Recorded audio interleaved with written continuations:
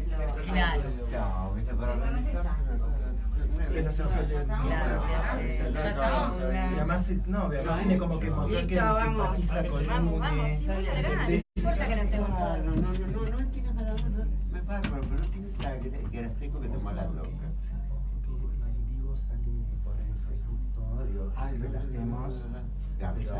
Sí, ya. Bueno, ahí no estamos al aire, pero estamos en vivo en Facebook. Pon el micrófono hacia la boca. Así. No, así. Sí. Ahí, así. Que apunte, me dice Luis. ¿Así? Sí. No, No. que lo pongas. Ah, Ahí. Ah, ¿cómo estaba? ¿cómo estaba? Y yo, Sí, porque este es así. Este es bueno. Sí. No, este no hace falta. Ese no te pega, no te hace nada. ¿No está bien encaminado? ¿Sí? Sí, está bien. Sí. Mira, acá tenés. Sí. Espera, este me llega mejor a mí. ¿Tenés que ponerte los tejidos? No. No, por ahí te molesta. No, si no que ese te molesta, a mí me ayuda. Espera. En general, siempre te entiendo. Claro.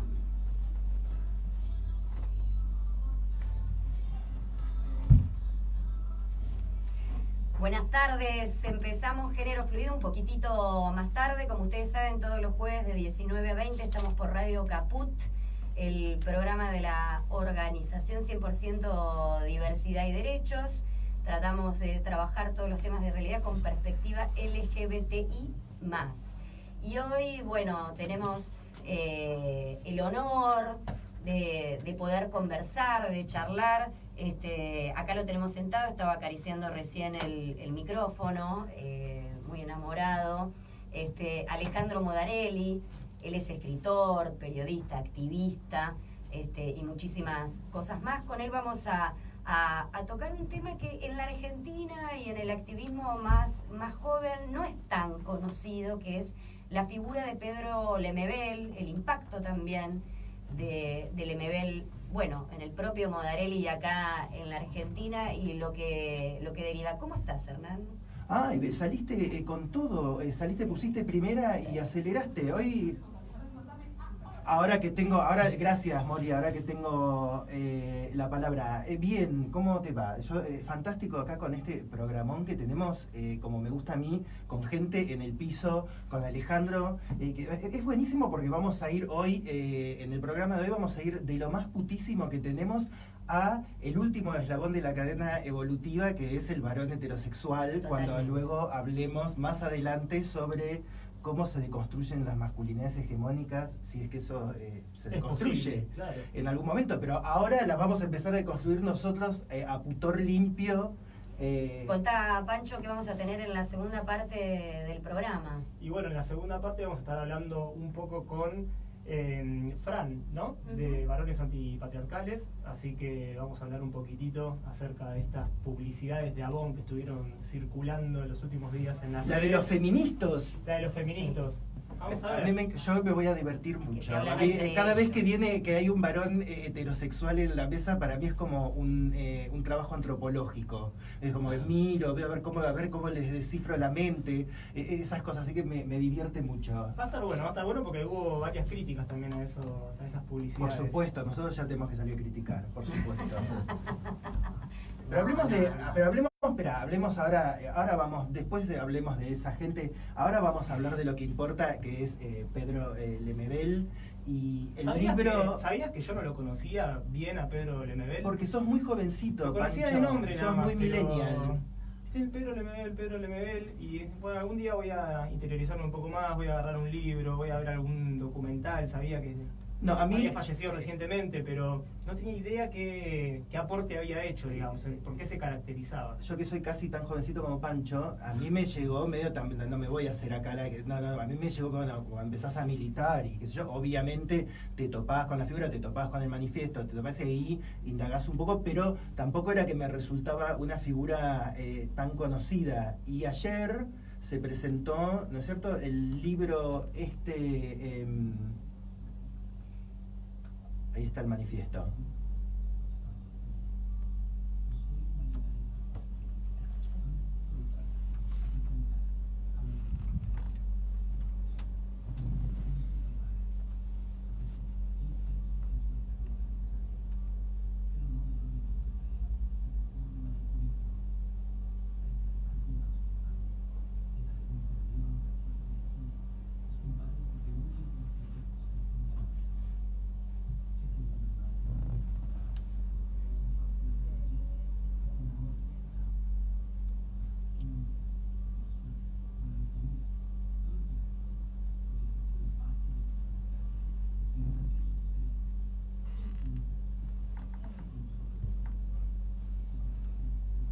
Bueno, qué potencia. Bueno, primero favor. bienvenido, Alejandro. Mucho en presentar, pero no sabía qué hacer. ¿Sabes tanto ¿Sabes qué tiempo? hacer Yo con estaba las ahí manos? calladito como penitencia. ¿Cómo estás? ¿Cómo te fue? Ayer se presentó en Casa Brandon este libro de entrevistas. ¿Cuál es su importancia? ¿Qué podemos ver en este libro que presentaste, Alejandro? ¿Cómo salió? Bueno, este es un libro que compila 20 años de entrevistas que concedió Pedro Lemebel. Es el primer trabajo tan importante que se hizo porque, bueno, Pedro Lemebel tuvo una voz muy casi fundante en Chile, sobre todo a partir de la década del 90. Y no se había recogido todo esto, que es como una especie termina constituyendo como una especie de biografía que él nunca escribió. Claro. Porque uno puede seguir los rastros de su propia historia, sus propios mitos, porque todo gran escritor también va creando su mito, y ya después es indiscernible aquello que fue verdad de aquello que se exagera, o bueno. Pero es un trabajo importantísimo que hizo Gonzalo León, a propuesta de la editorial Mansalva, y yo me pidieron el postfacio, que se llama La Esquina Argentina, porque era lo que traté de escribir, o sea, de analizar, era la relación que tuvo Pedro con el país, con la Argentina. Él había estado viviendo un tiempo acá en 1984, y después se había quedado como muy prendido de determinadas historias y determinadas vivencias o experiencias que cuando uno vive un tiempo en un país que era otro. Bueno, en el 84, claro, digamos, la Argentina era el otro de Chile, digamos, en Chile estaba Pinochet, en la Argentina estaba Alfonsín, y acá había como un gran descongelamiento, y en ese clima llega Pedro a visitar primero un amigo histórico de él, que es Jaime Lepé, que vivía acá, es el más de la Argentina, y después los dos volvieron a Chile. Y bueno, como siempre, cuando vos tenés esas experiencias tan intensas, te quedan como recuerdos muy fijos, ¿viste? Como que vos crees que ese país, no te olvidás.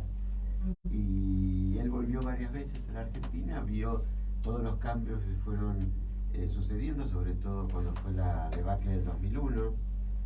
Hay crónicas de él del Buenos Aires en 2001, una crónica que tiene como centro una entrevista que le hace Fernando Peña en la radio, y él termina escupiendo en la cara. Para darte, por ejemplo, ¡Qué junta, por favor! Sí, no, pero lo que te quiero decir es como muy fuerte, porque era muy amigo de Luana, de Pedro. No sé, ¿viste? Muy amigo, digamos, la quería muchísimo, y cada vez que él venía... De Luana Berkins, estamos hablando, hemos visto algunas, se pueden ver muchas fotos.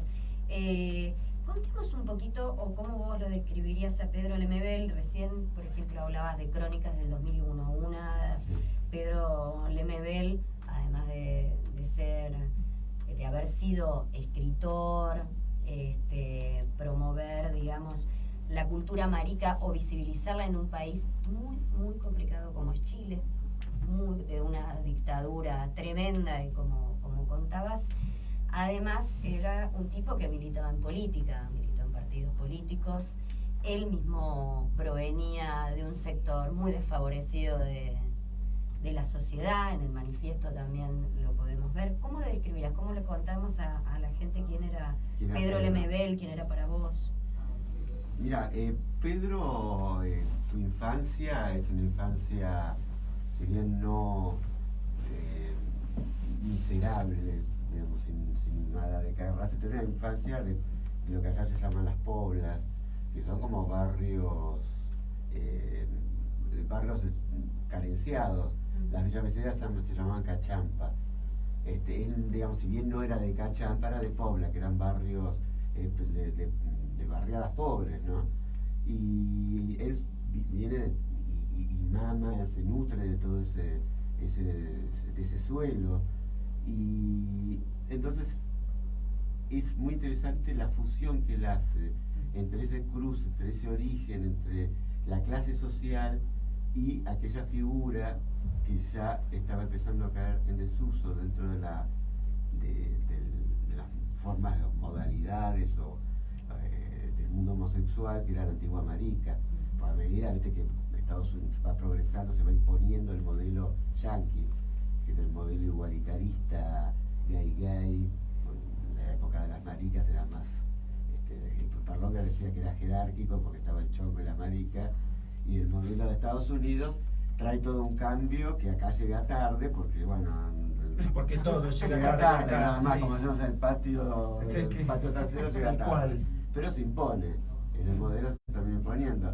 Pedro lo que hace es tratar de rescatar como una figura realmente revolucionaria, del mismo modo que lo había hecho Néstor Parlonga en la Argentina, la figura de la marica como la verdadera rebelde, la opone a toda esa, lo que él llamaba toda esa, la loca frufru, que era la loca neoliberal, la loca de mall, todo esto, y digamos, sobre todo cuando triunfa ese tipo de loca en Chile, porque triunfa porque viene junto con el éxito del neoliberalismo en Chile, que es un éxito arrollador. El neoliberalismo fue un experimento, un laboratorio, el primero y el más importante que se dio en el mundo, porque no había otros países que hubiesen llegado tan lejos en la experiencia de desestructurar o de tratar de reducir el Estado casi a la nada. Entonces, dentro también de ese escenario, también triunfa el modelo yanqui del gay a la carta, digamos, una cosa así. Del Sex and the City. Claro, Sex and the City y todo eso. El gay de los 90. El gay de los 90, que ahí en Chile y acá también, y porque digamos, pasa lo mismo en toda Latinoamérica, en todo el mundo, pero la cultura gay es una cultura global. Que contrapone la marica con eso, y además de escritor, él hacía, bueno, yo lo escuché decir que no sabía que él hacía eso, pero hacía performance, ¿verdad? Bueno, él surge en la década de los 80, en plena dictadura, con un colectivo que era directamente disruptivo, era increíble. A veces uno piensa cómo puede haber sido permitido durante la época de Pinochet, pero Pinochet era muy vivo, a diferencia de la dictadura argentina. O sea, dejaba espacios. Claro. Yo creo que la dictadura argentina fue mucho peor que la de Chile en ese sentido. Por ejemplo, no dejaba espacio para los maricones, dejaba espacio, había boliches, dejaba espacios, o sea, siempre dejaba espacio para decir que no era una dictadura salvaje. Mire, ¿cómo va a ser una dictadura si era una dictadura open mind, que las locas tienen... No, pero para descomprimir. Descomprimía, su discurso era totalmente conservador, pero no era clerical. La dictadura nuestra fue más clerical, más conservadora, rígida. En ese sentido fueron más vivos ellos. Y aparte yo creo que también querían dar una imagen hacia el mundo más liberal que conservadora, como era la dictadura nuestra, ¿no? A pesar de que la nuestra, lo económico también lo fue, pero la otra se fue mucho más. Acá había toda una disputa entre los que eran más nacionalistas, desarrollistas, y los otros. Más, para no desviarnos, lo que te cuento que en ese contexto que yo te cuento, junto con Pancho Casas, nace el colectivo Las Yeguas del Apocalipsis, que hacen unas performances, pero que son brutales, que les recomiendo al que esté escuchando, que los busque en YouTube. Son increíbles. Hay una que decidieron, claro, porque decidieron subirse desnudes a una yegua, ¿no? Y bueno, se subieron los dos, ¿no? Y entraron a un evento. Y así entraron, y cuando pasaban, yo lo escuché que él en algún momento, en alguna de las tantas entrevistas, contaba que en ese momento pasaron enfrente de un colegio secundario muy importante, y bueno, en ese momento también toda la sociedad conservadora y demás, en la calle se veían murmullos, y parece que los chicos del secundario, o del liceo, no sé cómo se llama en Chile, salieron todos de las aulas y se fueron a las ventanas y a la terraza y salieron unánimemente a aplaudirlos.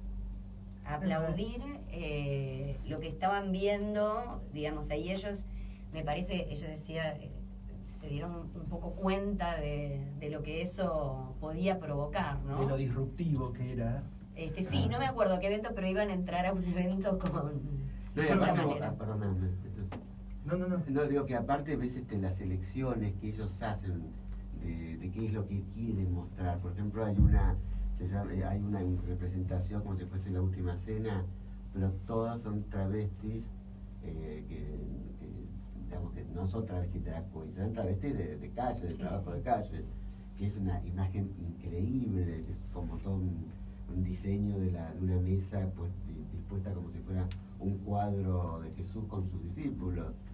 Y, o sea que también está la elección de ellos qué querían decir todo el tiempo. Seguían reivindicando el tema de la marica en contra del régimen de Pinochet. Un poco como que no sé si vieron lo que reivindicaba la foto esta que salió del superclásico de los dos chicos besándose en el convento de Salta, que también tiene un manifiesto que lo que reivindica es justamente el ser marica y no gay y las otras cosas que te interpelan además de tu sexualidad y que atraviesan, que es ser pobre, vivir en determinado lugar, estar en determinado contexto y bla bla bla. Claro, lo interesante de Pedro es que se adelantan todos estos debates de ahora, sí. Claro. El cruce de clase, género, etcétera, que empieza a debatirse con las teorías nuevas queer. Sí. De pronto decía, se burlaba de las palabras, como decía, yo me enteré mucho después que yo hacía performance. Claro, yo no tenía ni idea, o sea que hay un montón de palabras que él pero las conocía, pero él se divertía diciendo esas cosas, ¿no? Pero yo creo que él se adelantó, digamos, con esos manifiestos de artivismo a lo que después iba a surgir como debate dentro de la academia y dentro de las organizaciones.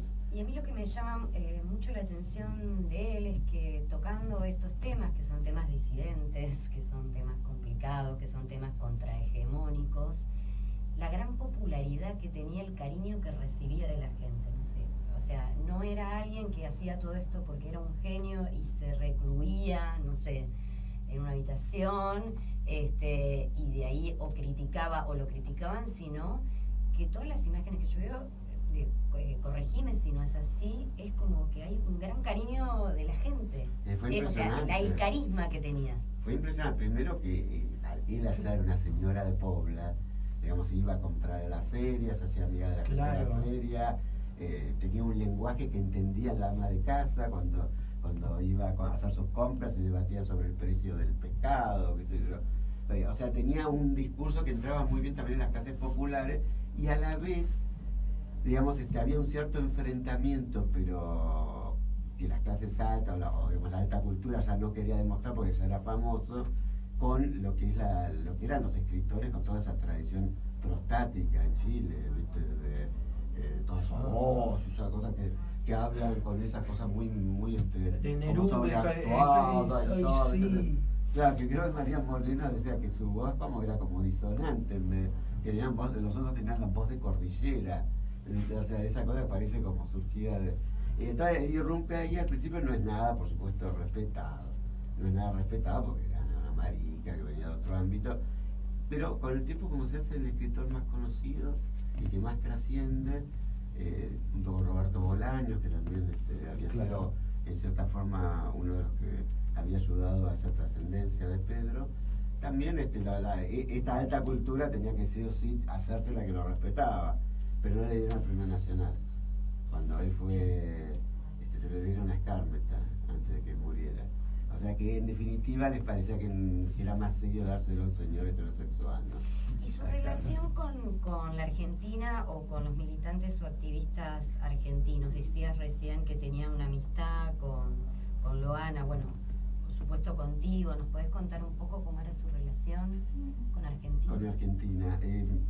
Bueno, la relación que tuvo con Argentina, ya te había contado, la había venido en el 84, trabajó en el Obelisco vendiendo artesanías, hacía no me acuerdo, unos angelitos, pero bueno, vendía ese tipo de cosas. Tuvo poco menos de un año y acá lo que él estaba fascinado era porque había una apertura en cuanto al tema de posibilidades culturales que no había en Chile, la cambió todo el cine, en esa época que ya no, digamos, en la época de Alfonsín que se podía ver, todas las películas de Pasolini, bueno, todo lo que en Chile todavía estaba... El destape democrático. Sí, que fue el destape con un Trócoli, con un ministro como Trócoli encima que seguía ordenando racias en todos los lugares. ¿No? Y seguía habiendo el comité que censura, digo, como que esas cosas seguían funcionando, se censuraban cosas. Yo me acuerdo de obras en el San Martino, de películas, que todo el tiempo, digamos, como que había una censura muy fuerte creo que también. seguía funcionando, ¿no?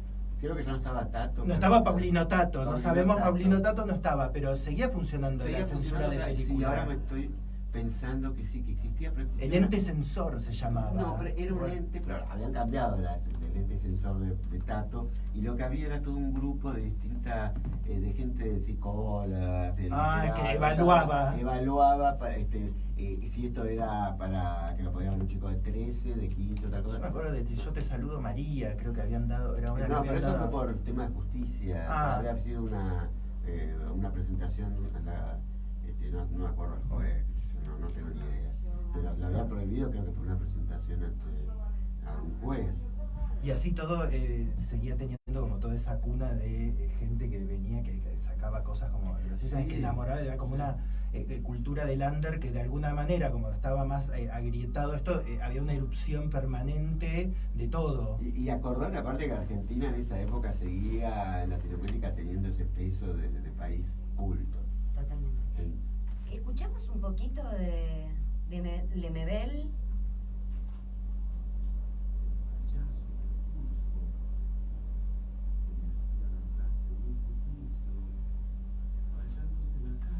Él después tuvo su programa de radio. No me acuerdo cómo se llamaba. ¿Cómo? Ah, sí, creo que se llamaba Lemebel algo. Tenía un programa con el Chilo Rey. Sí. Creo que se llamaba Radio, ahora no me acuerdo el nombre. Donde ahí él empezaba a leer sus crónicas. Claro. Y se hizo muy famoso ese programa. Sí, primero tuvo uno en el documental ese del triángulo. ¿Vieron el último documental de la televisión chilena? Yo el que vi fue el de el poeta, el artista de los bordes. ¿De qué? El que pasaron ustedes, ¿de qué año era? ¿Gré? Porque ahora No, de ahora, el último, El el que vos último, sí, ese. participaste. El de hace una semana. Sí, ese. Vale, ¿Se llamaba sí, El escritor de los participaste, bordes ese programa? No, se llamaba así el documental. Pedro Lemebel, el artista de los bordes. Pero, Requiem de Chile. Requiem de Chile. Ese. Sí, pero no me acuerdo el nombre de la radio. Pero ahí contaba su primera, ahí leía las crónicas. Claro. Que todo el mundo esperaba el día cuando... La década de 90, pues. Pisamos, así hablamos un toque más. Sí.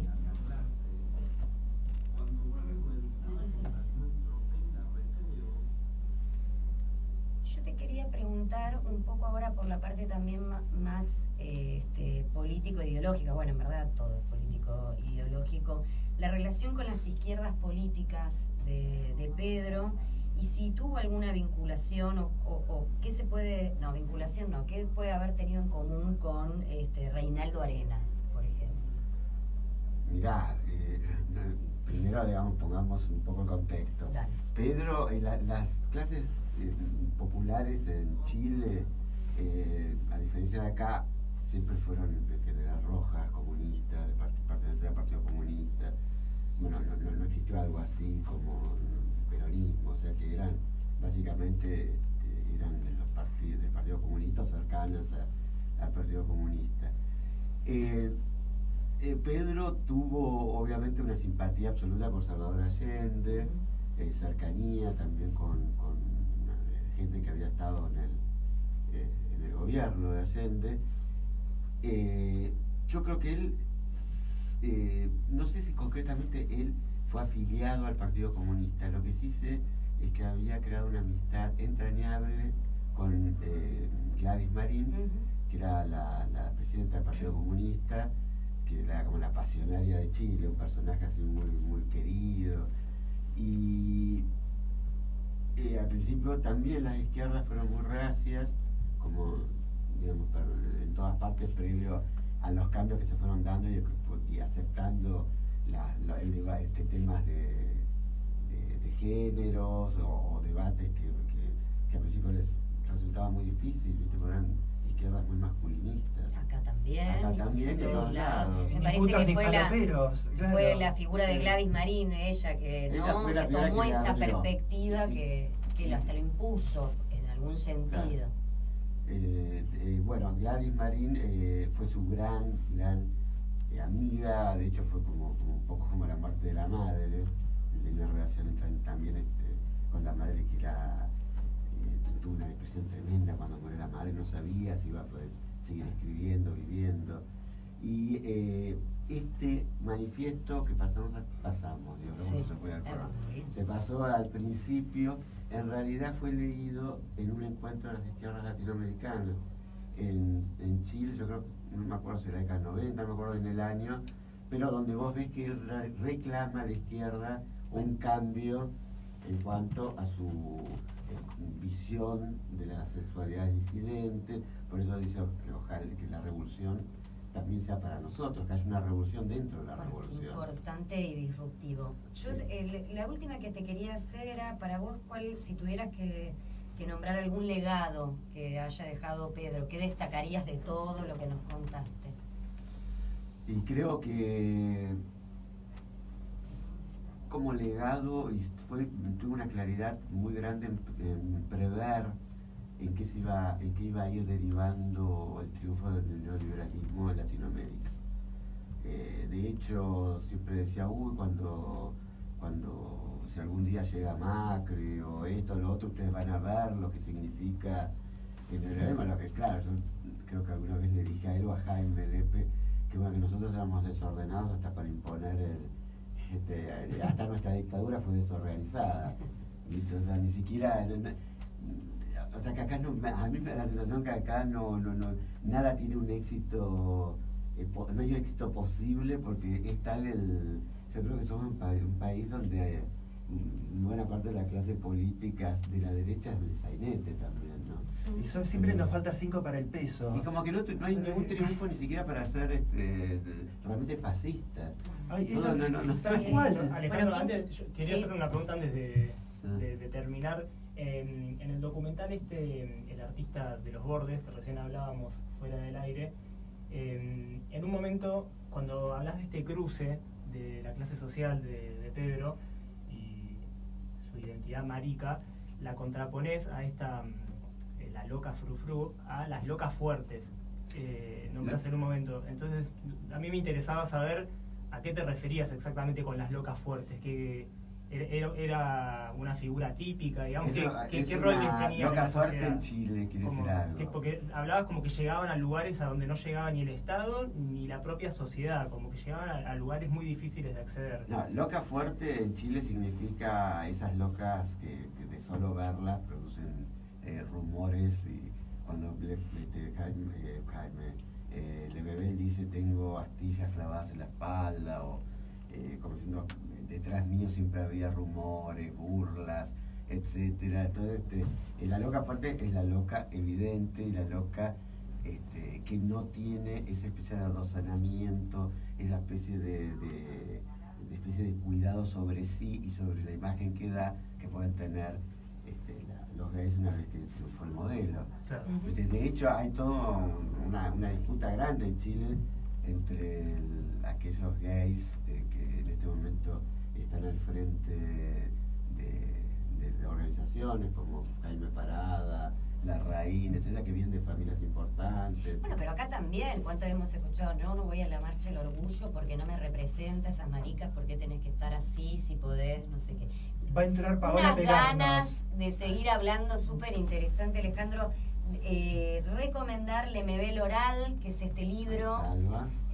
Lo vamos a leer, vean los documentales, vean todo lo que puedan de Pedro y te agradecemos muchísimo. Bueno, gracias a ustedes y sí, repito lo mismo. Empiecen a conocer a Pedro.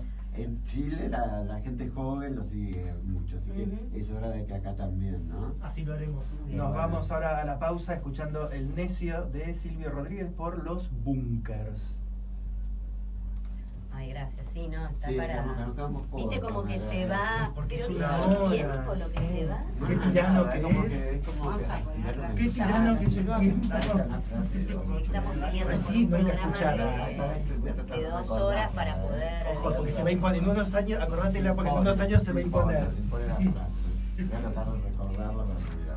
No, es que la verdad que Después corre un poquitito. es hablar de tantas cosas. de libro, Sí, la- bueno, que es sin el tema. Sí, sí, está bien. No, está bien que aparte que les interesa a la gente. Bueno, después nosotros hacemos como podcast A mí, y los difundimos, Bueno, así dale. que te mando. a mí me fascinó el nombre Las Yeguas del Apocalipsis. Quiero usar ese Bárbaro. nombre para algo. Porque Sí, sí. dice que Pancho.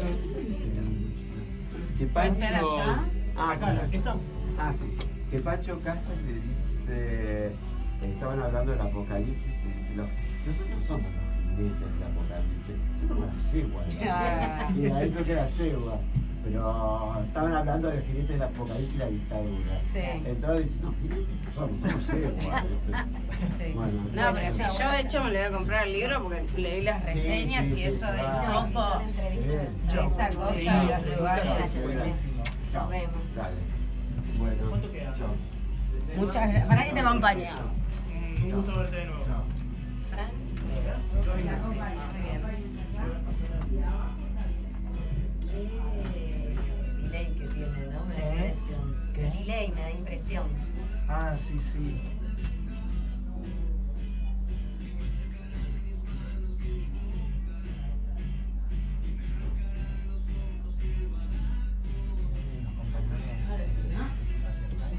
Listo, le digo a los chicos que pasen. Tenemos Sí. el audio ese, lo pasamos Sí, lo con un tenemos. cuchito y lo pisamos. Lo es tenemos, para- Sí, sí. El audio de ahora lo tenemos, ¿no? Para empezar. Chicos, ¿quieren ir pasando?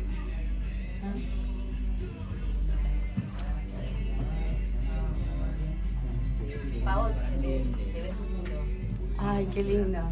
Ah, chicos, Fran, Hernán, Greta y Fede. ¿Cómo va? Hola, Fran.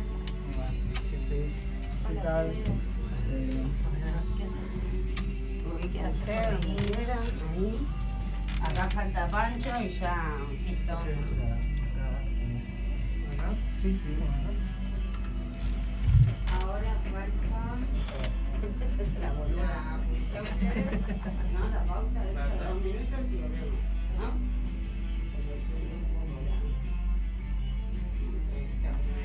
Y ya volvemos directamente con lo de Abori. ¿Lo de Abori queréis que entremos con eso o ¿Cómo? lo piden? No, lo No, pedimos digámoslo. para graficar un poquito. Digámoslo para poner en... ¿Alguna parte en especial o con el arranque? Con el arranque del Quizá piloto. que el arranque con alguna, Sí. total ya porque arranca con el alguna barra piropo. basada, sí. Todos son largos, sí, sí. Igual está bien, porque si no, viste que cuesta procesar, porque nadie mira más nada. Pero hay, sí, sí, hay uno que lo desarrollan. Yo vi después, porque toda la campaña tuvo una... No, yo vi... como yo vi el de la moto, vi el de los amigos que... Bueno, lo podemos contar al aire.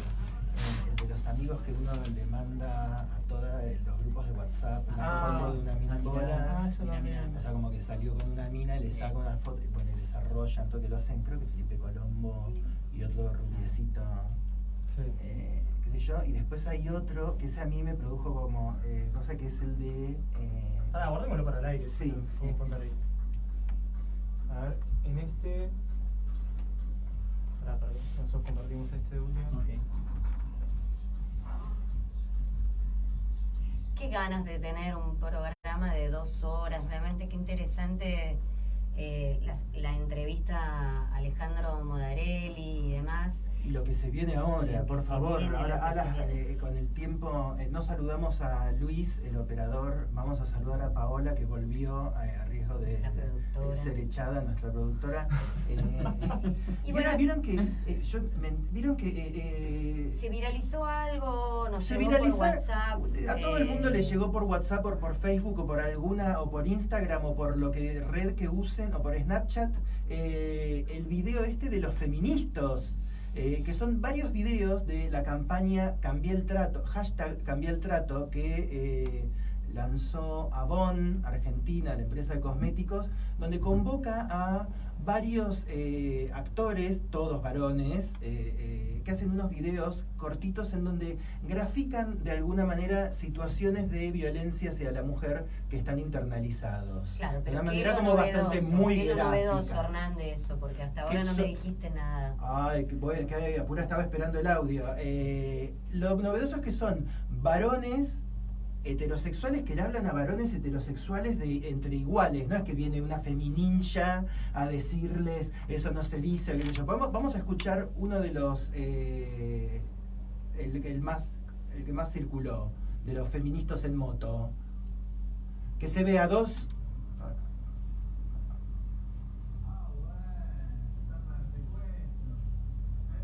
Ustedes no escuchan, bueno, es el... ¿Escuchan algo? Sí, se escucha, se lo vi. Acá hay otro si quieren, igual si a alguno le gusta.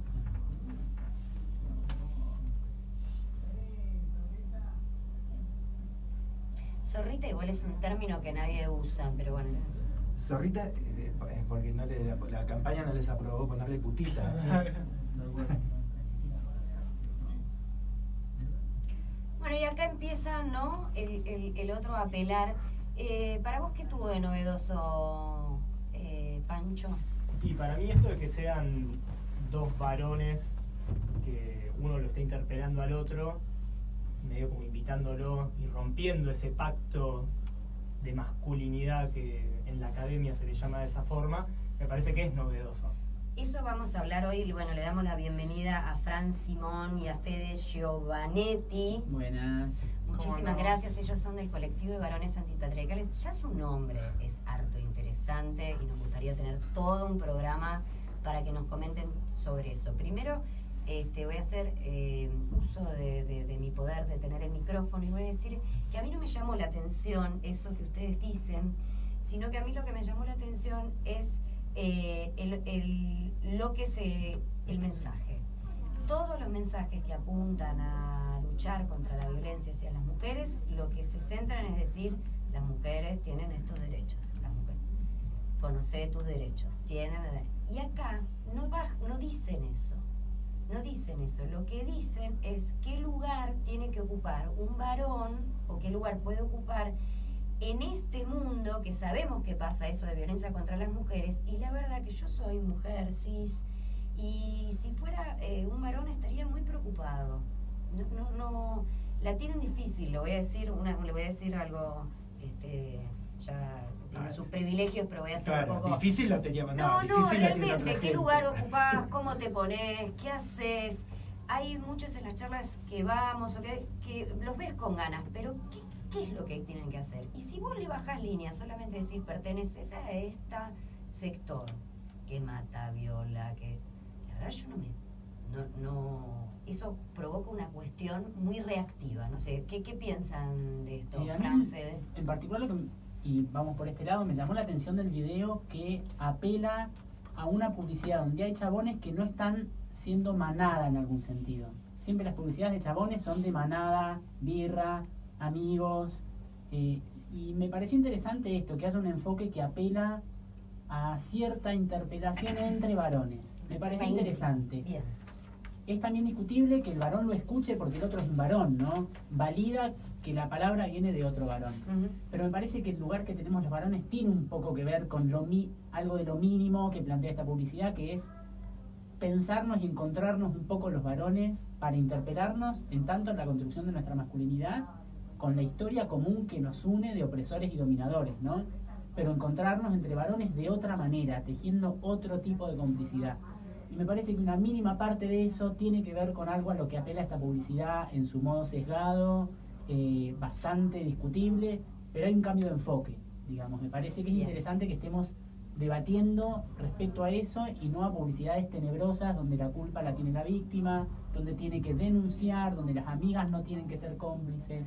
Digamos, me parece que hay un cambio de enfoque y es positivo y va en este sentido del lugar que tenemos los varones adentro del movimiento feminista, si es que tenemos un lugar dentro del ¿Y mundo. qué es esto de las nuevas masculinidades? ¿Cómo le podemos explicar a la gente qué es esto de trabajar este espacio de varón o desde los varones? Bueno, es un concepto, una conceptualización que se viene trabajando hace bastante, que tiene que ver con romper con otro concepto que es el de la masculinidad hegemónica. La masculinidad hegemónica como el modelo de varón al que se nos impone que tenemos que llegar, exitoso, fuerte, heterosexual, blanco, rico, occidental, todos esos modelos. Bueno, un poco el desafío de esta idea de construir nuevas masculinidades tiene que ver con romper con eso. Y que, pues muchas veces me han preguntado a mí, bueno, ¿y cuál es la otra masculinidad? Es como la gran pregunta. Una otra. ¿Cuál es? Hay y una vez otra. Pasa lo mismo, ¿viste? Otra vez queriendo categorizar, bueno, justamente el juego me parece que es la ruptura, el devenir. Porque este fin de semana es el séptimo encuentro latinoamericano de varones antipatriarcales. Y a mí lo que me llama la atención siempre cuando yo veo todos estos grupos, a mí que siempre... mucha gente nos está diciendo que va al encuentro. Ya la radio nos está diciendo que van, ya levanta la mano. Sí, muy bien. A mí, como varón homosexual, que siempre la masculinidad hegemónica y por ende el varón heterosexual me resulta una cosa del otro mundo. Lo empiezo a ver cómo razonan, cómo piensan, qué entienden. ¿Cómo te planteas vos de construir la hegemonía desde adentro de la hegemonía? Digo, ¿cómo es? Porque viste que cuesta bajarse de los privilegios también, de cualquiera que uno tenga, de decir, bueno, ahora vas de a pie y te vas aprendiendo todo el camino. ¿Cómo se hace? ¿Cómo se plantea? ¿Con qué te encontrás? A mí me parece que el piso para empezar a trabajar es la categoría de varón antipatriarcal. No somos varones, somos varones antipatriarcales, que empezamos desde ahí, de cuestionar la construcción misma del varón como sujeto opresor y hegemónico. Y es cierto lo que vos decís, los homosexuales somos criados como heterosexuales que nunca pudimos. Claro, aspiracionales. Pero también hay algo interesante, que los heterosexuales cis son criados como varones hegemónicos que tampoco nunca pueden. Obvio. Porque también es un inalcanzable. Insatisfacción permanente. Permanente, Sí, por supuesto. y que se construye básicamente como en contraposición a lo puto. Entonces me parece que hay que trabajar, para mí lo primero que hay que trabajar es tensionar con la heterosexualidad obligatoria de los varones. Sí, con las femenidades también en general, ¿no? Y dentro de los cuerpos de los varones gays entran en ese... ¿Y cómo va el resultado? Yo recuerdo una de las charlas que me fue peor en la vida, fue una charla a coordinadores de viaje de egresados. No, realmente quedé traumada, ahí... Es muy terrible. Realmente no saben lo que fue. Por favor, contanos, por favor, ¿por qué? Lo que fue eso, yo, está bien, empecé como lo digo, como graciosamente porque ya lo superé, pero hasta sentí que en un momento podían incluso atacarme físicamente. Y ahí me di cuenta, al principio pensé, bueno, por ahí también sería necesario traer un varón para que le hable un varón a otro varón, pero me cuestioné esto de por qué siempre... ¿por qué no voy a hacer valer mi palabra? ¿Por qué? Porque hablemos, yo he ido también a reuniones que comparto con otros varones y mi interlocutor mira al varón y no me mira a mí, cuando por ahí hasta soy yo la que tiene más poder concreto en esa reunión. Me ha ocurrido. Porque sos muy poderosa, por eso. Y miren que en esa charla trabajábamos cosas graves. Ustedes saben que hay un avasallamiento y unas cuestiones que tienen que ver hasta con el abuso sexual, las chicas son menores de edad y demás. Y ahí empecé a pensar esto que dicen ustedes, en verdad, de cómo deconstruir esa masculinidad, o sea, no tanto confrontarlos con solamente el derecho de las mujeres y lo que pasa, sino empezar a trabajarlos de ellos. Y ahí empezamos a trabajar, ¿no? Algunas charlas que tienen que ver. ¿Cómo primero abordás y cómo les va a ustedes en las charlas que, no en su grupo, sino por ahí en cómo interactúan? A mí desde lo personal y del trabajo que hacemos en el Bondi cuando tallereamos, ya encontrarte con muchos varones en una habitación, que para mí como marica es símbolo de peligro, es sensación de peligro, pero encontrarte de manera empática en un espacio de cuidado íntimo y que invita a la ternura, a la sensibilidad y a hablar cosas de lo que sentimos y no de lo que hacemos, ya es un paso impresionante, porque no ocurre que los varones nos encontremos para eso, para disfrutar un momento juntos, para desahogarnos, para charlar, como que eso no pasa. Me parece que ese es un punto interesantísimo. Bien. Que los varones se encuentren entre varones, las masculinidades, varones en su más amplia expresión, ¿no? Sí, yo un poco lo que se me venía cuando contaban esto, acá Fran es del colectivo Varones, yo soy de una organización política de Venceremos. Sí. Y bueno, las organizaciones políticas, algunas nos estamos dando un proceso también de discutir hacia adentro entre varones qué viene pasando y cómo podemos hacer este trabajo de construcción, y muchas veces se dan situaciones que son increíbles. Digo, esto de el cuarto lleno de varones es para la risa, digamos. O sea, claro, ¿cómo se va a juntar muchos varones, muchos de ellos heterosexuales, y que no se junten en un cuarto? No, yo me imagino, ahí por ejemplo no hay servilleta y solo repasadores. Sí, totalmente. Hay medias tiradas en el piso, vos decís. Igual también el trabajo es un poco de desarmar el binomio varón-masculinidad. Hay muchos hay también sin un remera, trabajo ahí porque viste que el varón necesita sacarse la remera un poco. Sí. Yo le quería preguntar una cosa. Pero ¿ustedes detectan una necesidad genuina? Digamos, yo a lo que me refiero es, el feminismo, con el poder que está teniendo, interpela a los varones y no sé qué hago, dónde me pongo, qué digo. Más allá de eso, ¿los interpela? ¿Hay una necesidad genuina de construirse cuando se acercan a estos talleres, cuando los proponen? Porque a mí me pasa muchas veces que ese cuestionamiento va hacia, es verdad, no la tendría que violar, listo, joya, tu vínculo con las mujeres, pero también el vínculo con el resto de los varones. Con el resto de los varones, no por jerarquizar los vínculos, ¿no? Pero digo, como que hay muy poca interpelación o muy poco cuestionamiento del vínculo que tienen entre pares. El horizontal parece que está muy poco cuestionado. ¿Y eso?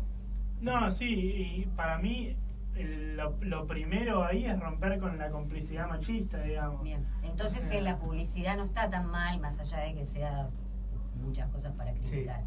Ahí toca eso. Pero también va en interpelar el cuerpo. Desde la experiencia de nuestros talleres, por ejemplo, siempre hacemos ejercicios corporales donde, por ejemplo, muchos varones en una habitación que se saluden como si fueran amigos. Todos se abrazan y se golpean la espalda. Claro. Y cuando vos decís, escuchen los golpes en la espalda, que un compa dice son 3 golpes, no soy puto, claro, los chabones se van con una sensación en el cuerpo de por qué yo manejo el cuerpo de esa manera y habito el cuerpo de esa manera con otros varones, y ahí la interpelación se hace más vincular y no tan discursiva, porque somos muy buenos con la palabra los varones. Eso te iba a decir. Pero una vez que nosotros ponen por el nuestra experiencia cuerpo, nos da que cuando estamos en grupo de varones que un poco heterosexuales y que les está picando este bichito de ver qué pueden hacer, después terminan racionalizando todo y viendo el último texto de Sarasa de Tailandia, que para mí, no me quiero hacer la psicóloga de barrio, es también una cosa defensiva. No quiero discutir un texto teórico, o te empiezan a interpelar desde lo teórico, que es muy del varón, también del saber. No, te estoy hablando de estas cosas que vos y decís. también hay una incapacidad de registro en el varón. No tenemos la capacidad de registro de emociones, por ejemplo. Ese privilegio del silencio, de no hablar de lo que nos pasa, tiene que ver un poco con que no tenemos la capacidad de registro y hay que poner el cuerpo para tenerla. Entonces me parece que la interpelación tiene que atravesar el cuerpo del varón que está tallereando, y una vez que eso te tocó el cuerpo ya no hay vuelta atrás, porque siempre que saludes a alguien y le golpees la espalda o te golpeen la espalda, te van a estar preguntando ¿qué pasó? algo. Claro. Y más allá de lo sabido del psicoanálisis con relación al humor, me parece que esta vuelta de tuerca, no sé si vieron el stand-up, entre comillas, de Hannah Gatsby en Netflix, sí, que habla acerca del humor y cómo el humor siempre es para liberar una tensión.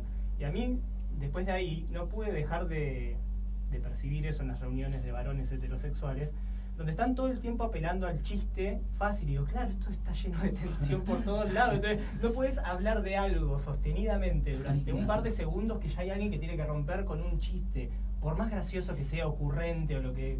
Con 13 pares. Es una cuestión de estar todo el tiempo liberando la tensión por algún lado y no hacerse cargo de lo que hay que Tóquense, hablar. chicos, déjense de joder. Para vos viene por ese lado, ¿no? Hay que tocarse más, siempre viene por ese Tocarse, lado. mirarse a los ojos, Claro. y no para pegarte ni para desafiar, mirarte a los ojos con un Claro. varón. Es impresionante lo que pasa cuando pones un grupo de varones a mirarse a los ojos, digamos. Lloran, como en el arte de vivir. Total. Yo ya Pará, lo vi sí, eso, claro. Lloran porque están como negados de cualquier cosa que tenga que ver con un sentimiento, con una emoción. Entonces a la primera cambio que los agarrás medio y les ven que les late el corazón, les circula sangre por las venas, se descomponen. Yo lo he visto. Sí, sí. Yo quería preguntar un poco con la corriente feminista, quizás para llamarla de alguna manera radical, las radfem o cierta corriente que, entre otras cosas, excluye al varón, biológicamente hablando, ¿no? El concepto que ellas tienen de varón, de la lucha antipatriarcal, de la lucha contra el patriarcado y la opresión. ¿Qué piensan de eso? ¿Qué posición? A mí me parece ¿Cómo lo que sienten? ¿Cómo lo ven? a mí me parece que si entendemos al sistema patriarcal capitalista como que el que ordena todas las relaciones de poder habidas y por haber, y nosotros estamos sujetos a ese poder, la única forma que tenés de ponerle palabras a eso y de ir a interpelar ese sistema es dentro del feminismo, digamos. Yo entiendo que un varón puede ser sujeto del feminismo porque está sujeto al poder del sistema patriarcal capitalista. Me parece que si hay una interpelación genuina al lugar de opresor y de privilegiado que te dio el sistema, incluso a las maricas,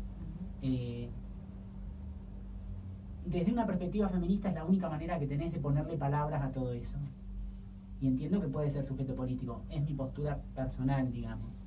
Pero entiendo que el lugar del varón no es dar un programa de feminismo en el canal del gobierno de la ciudad, digamos, no es... ¿Qué pasa con eso? No es ¿Qué acompañar. pasó ahí? No sé si ustedes saben, pero ¿qué ocurre?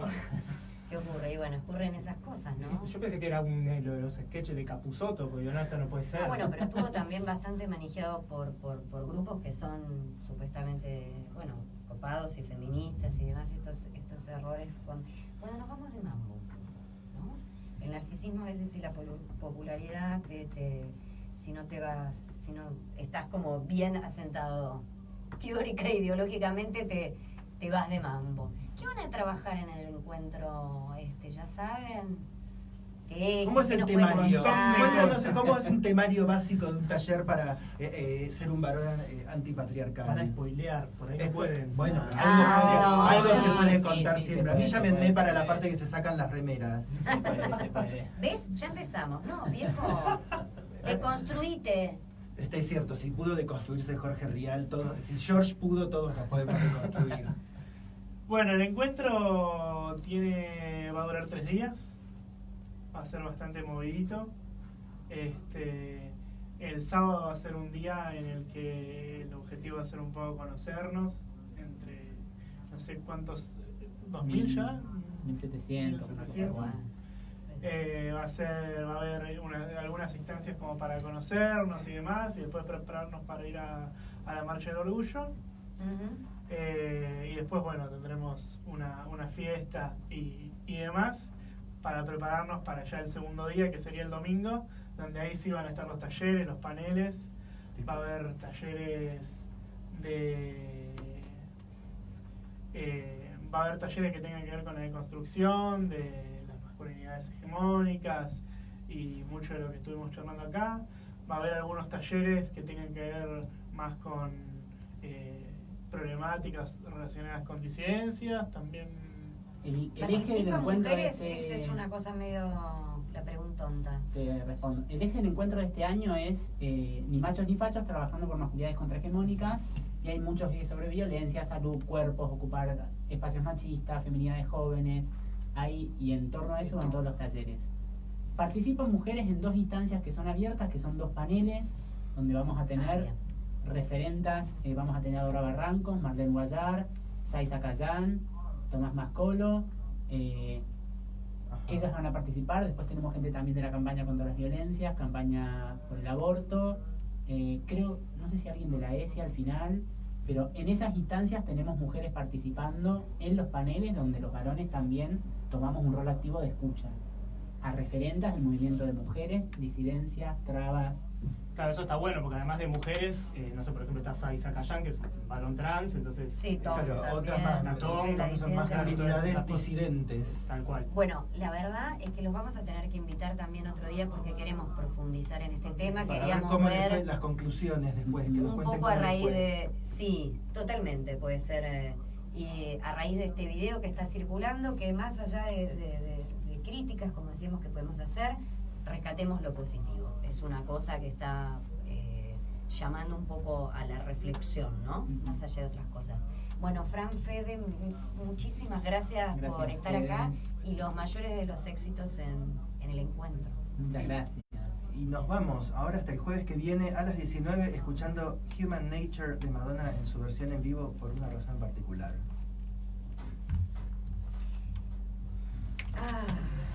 Sí, la verdad que es para hacer un programa entero el tema. Sí, nosotros empezamos a participar en una organización mixta que los varones habían empezado a tener sus inquietudes y bueno, nos llamaron unas amigas para participar ahí. Mira. Ir a las reuniones y ver qué onda. Y pasaba esta, ¿viste? Lo que...